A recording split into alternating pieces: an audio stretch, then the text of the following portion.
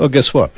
After my last video, The Atheist Dilemma, I got to talk to a few more atheists.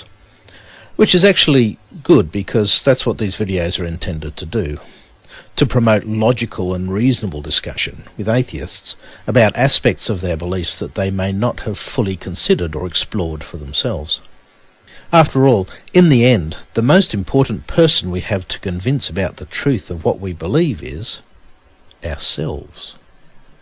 But what these more recent discussions have highlighted is why most atheists do not appear to see this dilemma for themselves.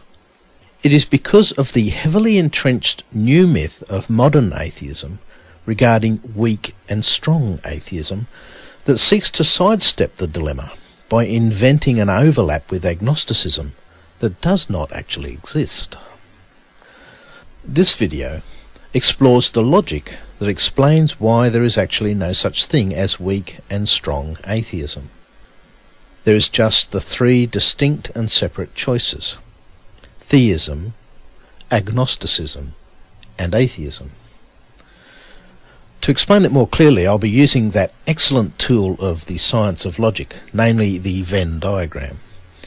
Now, Venn diagrams allow logic to be displayed visually for greater understanding using overlapping and non-overlapping geometric shapes. For example, the logical conclusion that all believers in Christ are theists, but not all theists are believers in Christ, would be represented like this.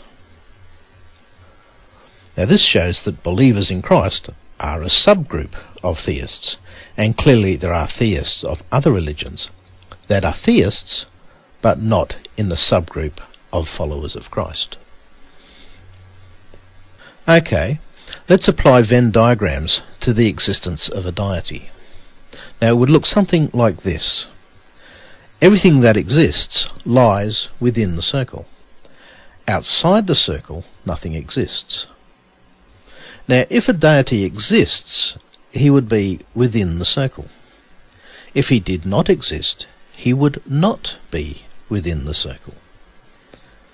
Now, the first thing that's clear is that a deity can only be within the circle or not within the circle. That is, he can only exist or not exist.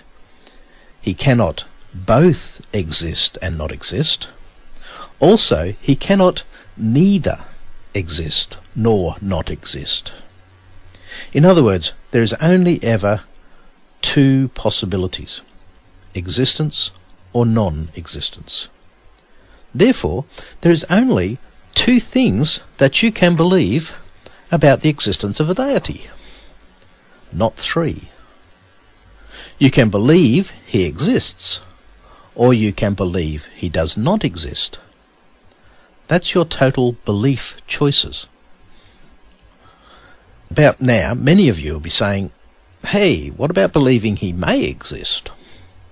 Okay, let's look at that. To declare a deity may exist is to also declare a deity may not exist.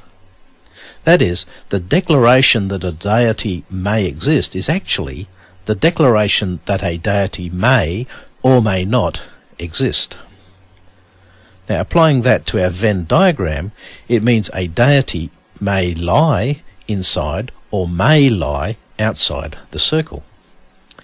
But as you can clearly see, that covers all possibilities.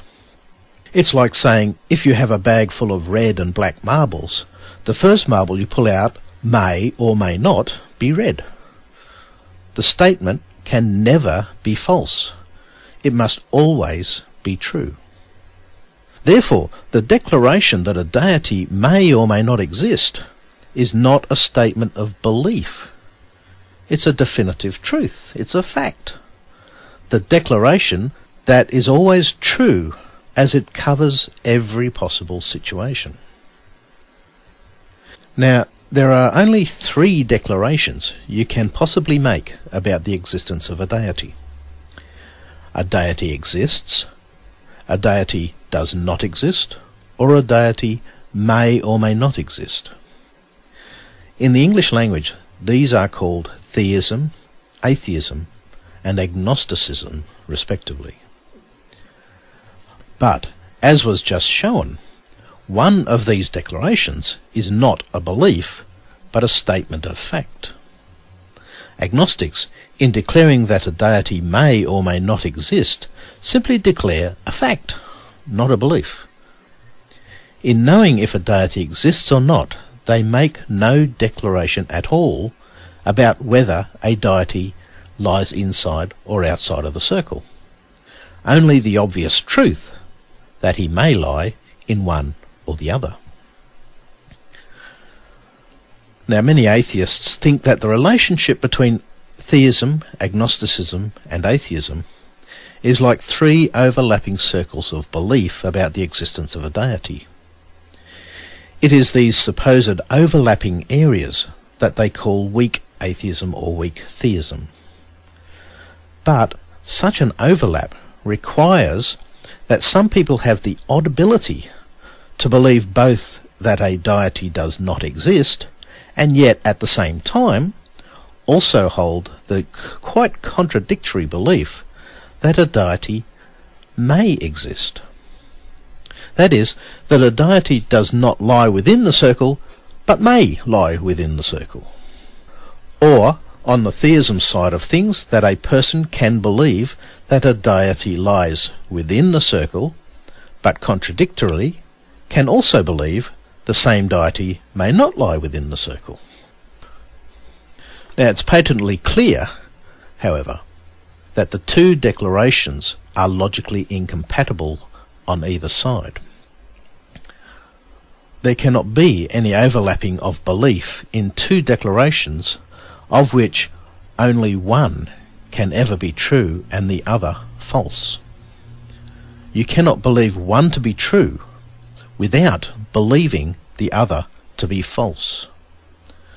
You cannot believe a deity does not exist without disbelieving a deity exists.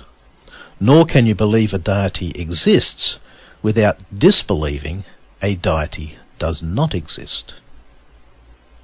Theism, agnosticism and atheism do not overlap. They are three mutually exclusive positions. But as we saw before, one of these positions is not a belief about the existence of a deity at all. What we are left with is what we started with. There are only two beliefs you can hold about the existence of a deity. You can believe a deity exists, or you can believe a deity does not exist. But they are mutually exclusive beliefs. They cannot overlap. Agnosticism is not a belief about the existence or non-existence of a deity. It is a belief about our ability to even know the answer. Which leaves atheism with no other belief to overlap with. No overlap means no such thing as weak and strong atheism. There is just plain atheism, a belief held without proof that a deity does not exist.